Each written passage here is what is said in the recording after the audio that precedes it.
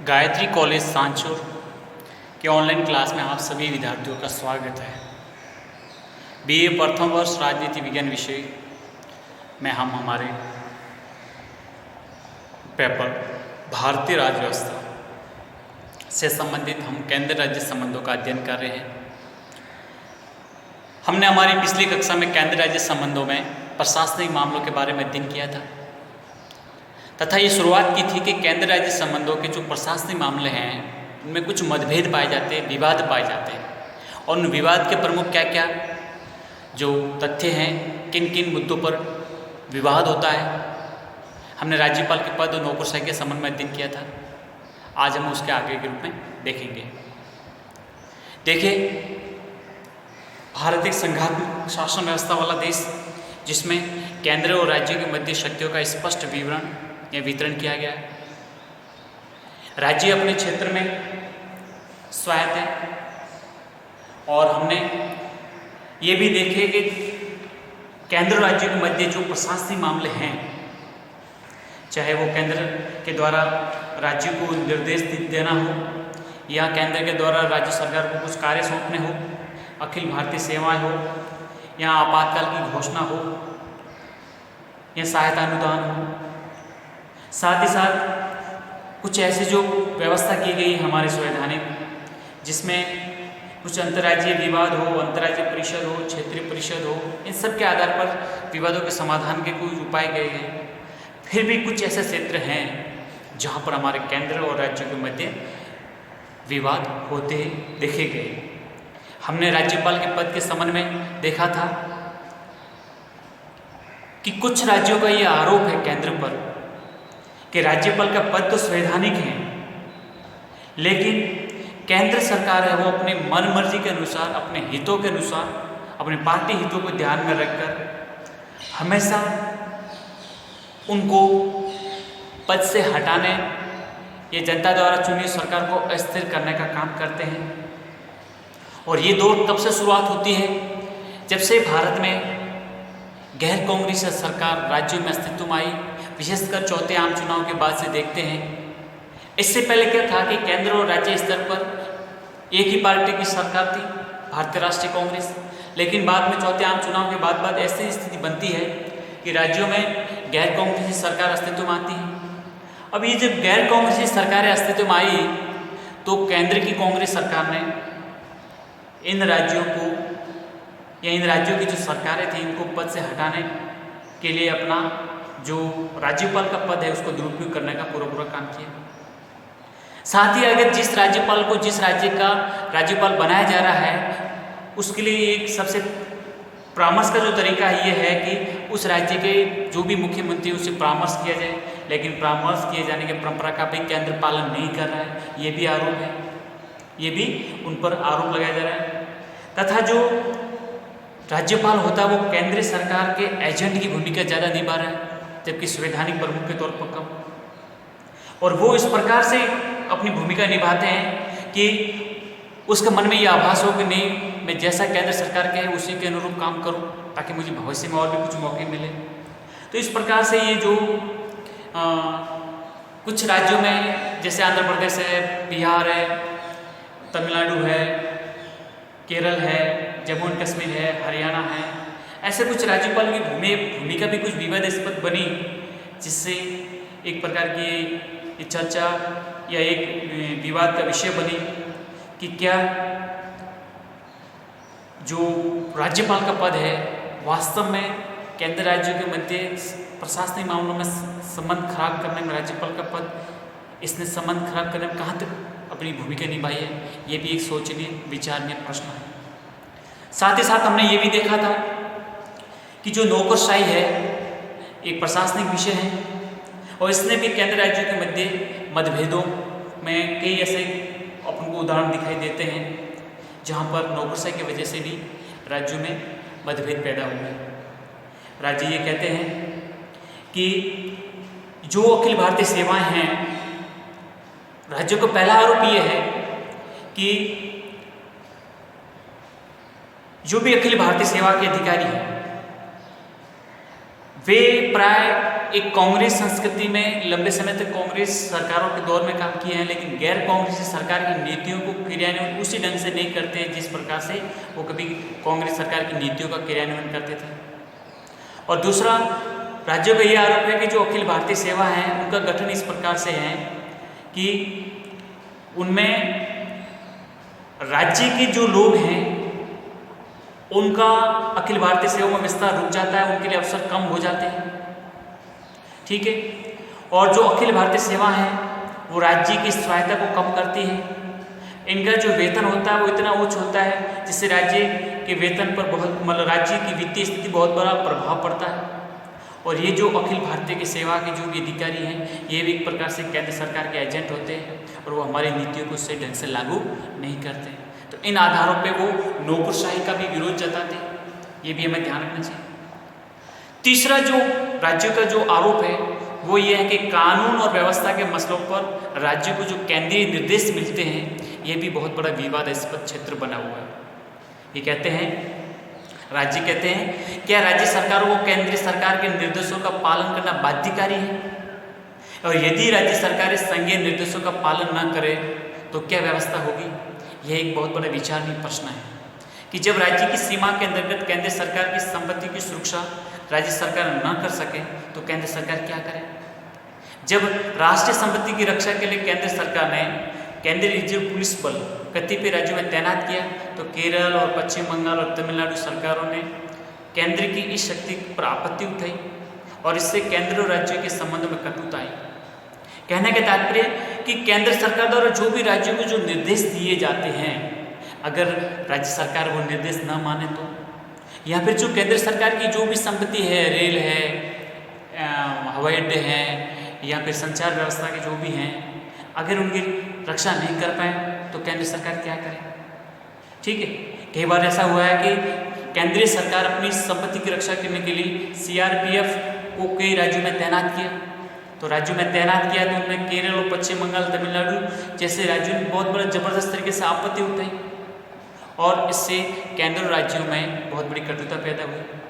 आपको बता दूं कि 18 सितंबर 1968 में केंद्रीय कर्मचारी हड़ताल का सामना करने के लिए केंद्रीय सरकार ने राज्यों को एक अध्यादेश द्वारा वांछित निर्देश प्रदान किए। 1968 में भारत में एक बहुत बड़ी हड़ताल हुई थी केंद्रीय कर्मचारियों की। अब इस हड़ताल का सामना करने के लिए क्या किया, केंद्र सरकार ने एक राज्य को अध्यादेश जारी किया और उस अध्यादेश के तहत कुछ निर्देश दिए गए।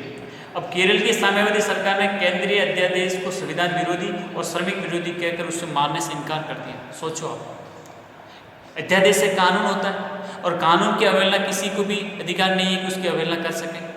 इसलिए केंद्र जो केरल की सरकार थी उसने क्या कहा कि ये जो अध्यादेश है वो संविधान विरोधी है तथा श्रमिक विरोधी है, इसे नहीं माना जा सकता। ऐसी गंभीर स्थिति में जब राज्य में केंद्रीय रिजर्व पुलिस बल तैनात की गई तो केंद्र और राज्य के मध्य जबरदस्त तरीके से उग्रतम जो संबंध थे वो और भी उग्र तरीके से उभरने शुरू हो गए।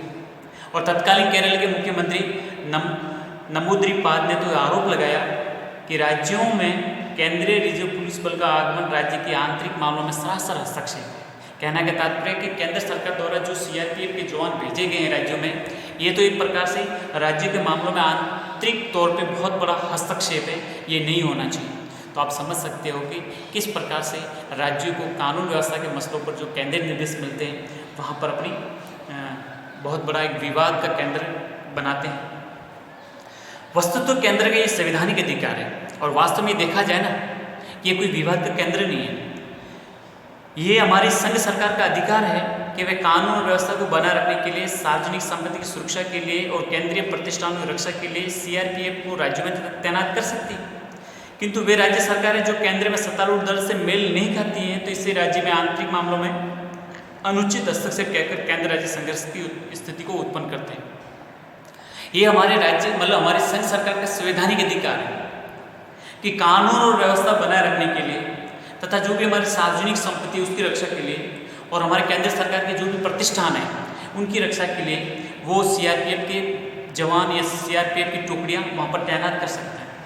अब होता ये है कि कुछ राज्यों की सरकारें हैं वो केंद्र के दल से मेल नहीं खाती है, तो वो ये आरोप लगाते हैं कि केंद्र है वो राज्यों के आंतरिक मामलों में दखल अंदाजी कहकर ये इस प्रकार से केंद्र और राज्यों में संघर्ष की स्थिति को पैदा करते हैं। जो कि सरासर गलत है। प्रशासनिक क्षेत्र में केंद्र सरकार की शक्तियों में निरंतर वृद्धि होती देखी गई है। अभी हाल ही में सर्वोच्च न्यायालय का एक निर्णय भी ऐसा हुआ। आपने देखा होगा कि 2009 तक संविधान की स्थिति यह थी कि संबंधित राज्य की सहमति के बिना उस राज्य में संबंधित कोई भी मामला सीबीआई को जांच के लिए नहीं सौंपा जा सकता था। लेकिन सुप्रीम कोर्ट अब निर्णय क्या दिया है? सुप्रीम कोर्ट ने ये निर्णय दिया है कि संबंधित राज्य की सहमति के बिना भी उच्च न्यायपालिका को सीबीआई जांच देने का पूरा अधिकार है। तो आप समझ सकते हैं कि केंद्र का प्रशासनिक मामलों में बहुत बड़ा एक भूमिका है और कानून और व्यवस्था के संदर्भ में राज्यों को निर्देश दे सकती है। राज्य हैं वो इस प्रकार के आरोप प्रत्यारोप भले ही लगाते रहे। अगला जो विवादास्पद सबसे महत्वपूर्ण जो क्षेत्र है वो आर्थिक नियोजन का है। आप देखेंगे के संथानम के अनुसार क्या कहा था उन्होंने कि नियोजन व्यवस्था में नीति और वित्त संबंधी सभी मामलों पर राज्य की स्वायत्तता को एक छाया का रूप प्रदान किया गया है। वस्तुतः नियोजन का संघवाद पर जो प्रभाव पड़ा है उसने केंद्रीकरण को प्रोत्साहन दिया है। भारत के में संपूर्ण देश केंद्र और राज्यों के लिए योजना निर्माण का कार्य योजना आयोग करता आया है और ये एक केंद्रीय अभिकरण है जिसका कि निर्माण केंद्रीय मंत्रिमंडल के एक प्रस्ताव के आधार पर हुआ, जिसमें प्रधानमंत्री कुछ मंत्री और विशेषज्ञ होते हैं। देखिए हमारे देश में नियोजन आर्थिक नीतियों के निर्माण में जो आज तक भूमिका निभाता आ रहा था वो योजना आयोग था और योजना आयोग के प्रकार सुपर कैबिनेट के रूप में उनको एक संज्ञा दी जाती थी। हाँ, ये अलग बात है कि अभी 2015 से मोदी सरकार ने इस योजना आयोग में पुनर्गठन करके इसको नीति आयोग के रूप में बदल दिया गया है, यानी योजना आयोग को नीति आयोग में कन्वर्ट कर दिया गया है। इसका लोकतांत्रिकीकरण किया गया है क्योंकि राज्यों के ये आरोप है कि योजना आयोग प्रकार से सब प्रकार से केंद्रीकरण करता है, सभी शक्तियों को अपने पास रखता है, राज्यों को उसमें किसी प्रकार की कोई भूमिका नहीं है। राज्यों की इस समस्या का निदान यथासंभव हुआ भी है कि अब नीति आयोग में राज्यों के मुख्यमंत्री भी अपनी आवाज़ रख सकते हैं और अपने जो भी मांग है उनको भी केंद्र के समक्ष रख सकते हैं। ठीक है, जो गठन का जो ढांचा है उसमें भी काफ़ी लोकतांत्रिकरण हुआ है।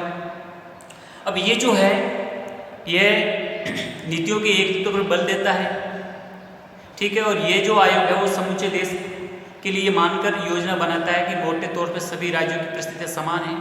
नियोजन का संबंध शासन के समस्त विषयों से है, चाहे वे विषय संघ सूची का हो, राज्य सूची का। राज्य सूची के विषयों पर जो योजना एक सुपरमैन बन गया था, अब नीति आयोग से उसका काफ़ी लोकतांत्रिकरण हुआ है। नियोजन के परिणाम स्वरूप ही केंद्र उद्योग, व्यापार, वाणिज्य जैसे विषयों पर कानून बनाने लगा है, जबकि ये सूची राज्य सूची के विषय में उल्लिखित है। ऐसा राज्यों का आरोप है कि जो राज्य सूची में उल्लिखित विषय हैं उन पर भी कानून कौन बना रहा है? केंद्र बना रहा है, जो कि अनुचित है। अब जो भी इनका आरोप है हम ये तय नहीं करने वाले हैं कि सही है या गलत है, लेकिन राज्य अपने क्या करते हैं, अपने निजी स्वार्थों को ज़्यादा ध्यान में रखते हुए इस बात को, इस प्रकार के मुद्दों को उठाते हैं।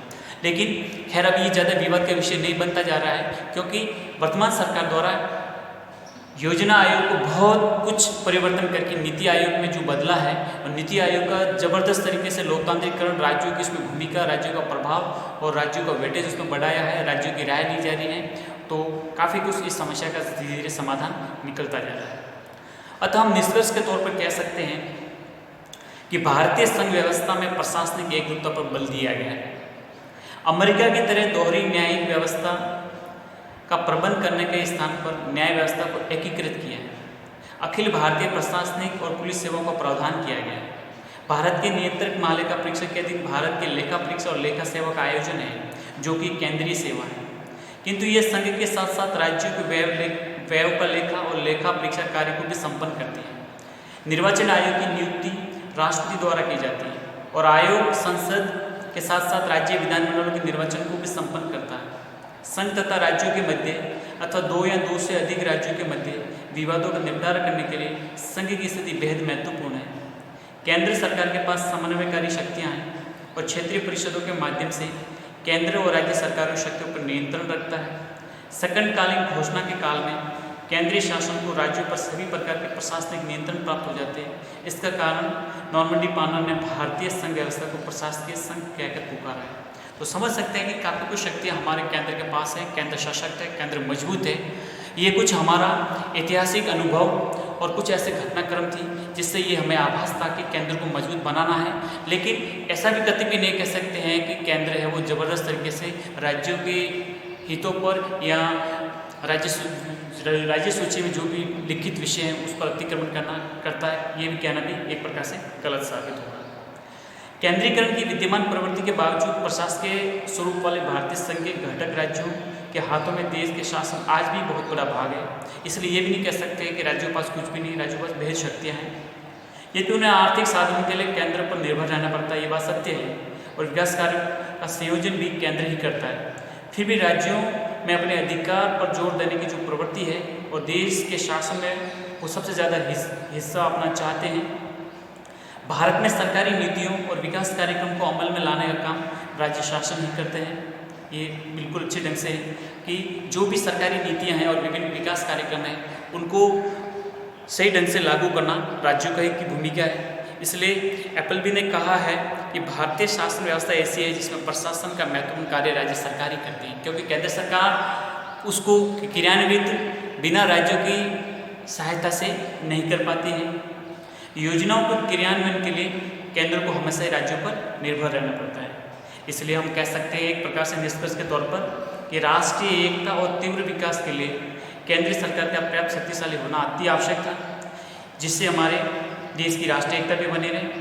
लेकिन इसके साथ ये भी आवश्यक है कि केंद्र द्वारा राज्यों के संबंध में अपनी शक्ति का प्रयोग संविधान की भावना के अनुसार और संविधान के दायरे में रहकर ही किया जाना चाहिए, ताकि राज्य को भी ये एहसास नहीं हो कि हमारी इस संघात्मक व्यवस्था में, इस व्यवस्था के अंतर्गत हमारी भूमिका कमज़ोर ना हो।